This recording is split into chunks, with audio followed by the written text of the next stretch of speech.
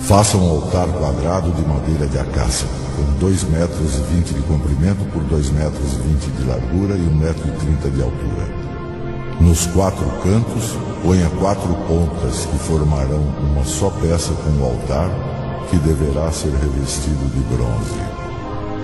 Faça vasilhas, pás, bacias, garfos e braseiros, todas essas peças em bronze.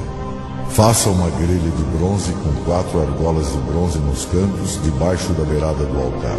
Repouse a grelha até a metade da altura do altar. Para carregar o altar, faça varais de madeira de acácia e revista-os de bronze. Os varais deverão ser enfiados das argolas de um lado e do outro do altar quando este tiver de ser carregado. Esse altar feito de madeira será oco, de acordo com o modelo que eu lhe mostrei no monte. Olá, gente, boa tarde. Eu sou do grupo do Jeová Jireh e eu vim falar sobre o holocausto de bronze. E no vídeo anterior que a gente passou, ele falou de todo como funcionava e como era a construção desse altar de bronze, né? E eu vou falar um pouquinho como isso funcionava por meio do povo israelita. Esse altar, ele era de madeira, que apontava para a perfeita humanidade de Cristo, revestido de bronze, que simboliza julgamento relativamente grande, o que sugere a liberdade de Deus em perdoar os nossos pecados, e postado bem na entrada do tabernáculo. Então, assim, você vê que quando você vai entrando nesse espaço, nessa tenda, né, ele ficava logo no início, a entrada de tudo, que ficava esse holocausto. E aí ele era marcado como o início do caminho do pecador em direção ao Deus, em direção ao Santo dos Santos, que era a tenda que ficava no final do tabernáculo.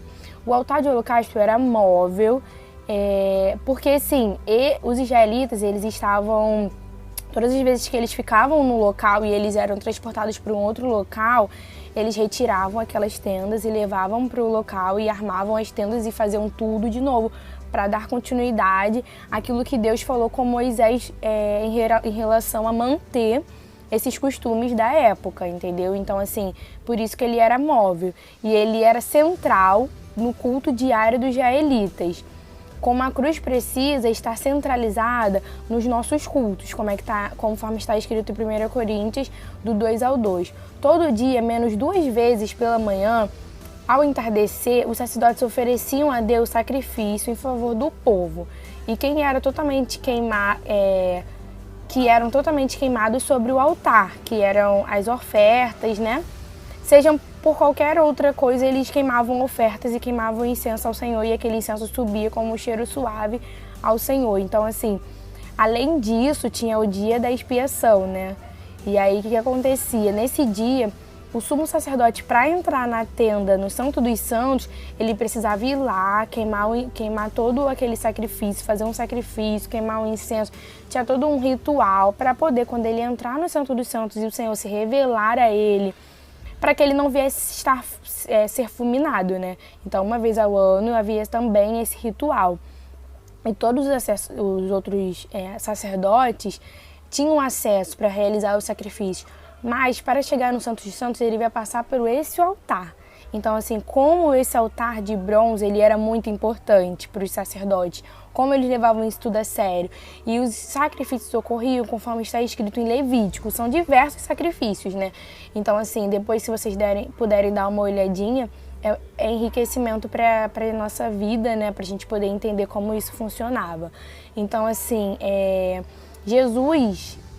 a gente vê que no tabernáculo, qualquer utensílio, tudo ali era um detalhe. Tudo ali era algo que o Senhor, ele mais tarde, ou até nos direciona para Apocalipse, ele cita sobre essas questões de tudo aquilo que Jesus, ele representou e representa para nós. E assim, o holocausto, como era queimado nesse altar de bronze, funciona como a nossa salvação. Porque antes, para poder eles serem livrados, né, para eles serem purificados de todo aquele pecado, eles precisavam pegar um animal que não tivesse culpa, que fosse todo umas questões rituais, e aí eles pegavam esse animal e eles sacrificavam esse animal de diversas formas. E aí, assim, ali tudo aquilo ali é como simbolizava que aquele sangue estava purificando, estava limpando aquele animal, ele foi sacrificado, e aí o pecado que existia naquela pessoa, naquele povo, passava para esse animal. Então acontecia essa como se fosse uma transferência, né? E aí quando Jesus veio, Jesus morreu na cruz por nós, a gente não necessariamente precisaria continuar esse ritual, porque já foi transferido algo. Porque quando Jesus morreu na cruz por nós, na verdade não deveria ser ele, deveria sermos nós. Mas o Senhor, ele, com a misericórdia dele, no Antigo Testamento ele já relatava o que iria acontecer no Novo Testamento. Então assim, a gente vê a importância do tabernáculo, que cada pedacinho, a pia de bronze, o altar, como eram as cortinas, como eram as madeiras, cada detalhezinho, como era a posição dos equipamentos, tudo isso tinha mostrava o que estava para acontecer e o que está ainda para acontecer em nossas vidas, o que era necessário a gente prestar atenção. Então assim, a gente vê que Deus, ele se manifesta nos mínimos detalhes. Deus, ele fala nos mínimos detalhes. É só a gente perceber e se atentar a isso. Em relação a Jesus Cristo, ele morreu na cruz por nós. E aí a gente também vê que fala em João 3,16, porque Deus amou o mundo de tal maneira que deu seu Filho unigênito para todo aquele que nele crê, não pereça, mas tenha a vida eterna. Ou seja, essa vida eterna é a nossa salvação. Então Jesus, ele, com o sangue dele na cruz, ele comprou a nossa salvação. Ele comprou o nosso direito, o nosso passe para a gente ter acesso ao Senhor, que hoje a gente pode entrar no nosso quarto, a gente pode estar com o nosso coração contrito, e aí, constrangido, e aí o Senhor, ele nos toca, o Senhor, ele nos move, o Senhor, ele fala aos nossos corações. Então, assim, a gente consegue observar que com a morte do Senhor, com a morte de Jesus, muitas coisas foram modificadas, entendeu? Então, assim, antes, o povo de Israel precisava fazer todo esse ritual para conseguir entrar no Santo dos Santos, para conseguir ser purificado, e através da morte de Jesus não foi necessário. Através da morte de Jesus, nós temos acesso hoje a fechar os nossos olhos e orar ao Senhor, independente do lugar, independente se a gente está na igreja ou não, e o Senhor, ele vai nos atender. Então, assim, a gente precisa valorizar isso, que o holocausto de antigamente simboliza o Senhor nas nossas vidas, simboliza o que o Senhor fez por nós, e isso tem um peso enorme. Então, assim, antes de a gente pensar em fazer qualquer outra coisa que desagrade ao Senhor, nós precisamos lembrar da cruz, de quanto foi importante o Senhor ter morrido por nós e de quanto o Senhor já falava antes mesmo da gente imaginar como ocorria nos tabernáculos. Amém, irmãos?